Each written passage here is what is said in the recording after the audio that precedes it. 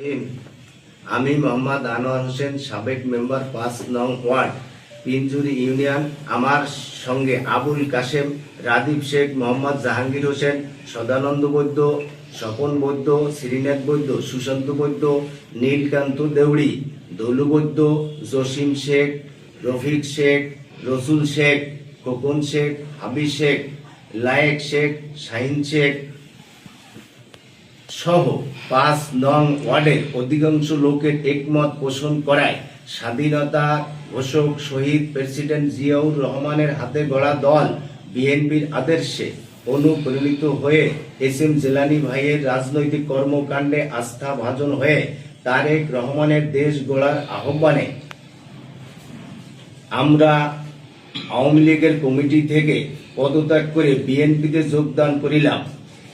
আগামীতে উপজেলা নেতৃবৃন্দর সঙ্গে বিএনপির সমস্ত কর্মকাণ্ডে মিলেমিশে কাজ করব।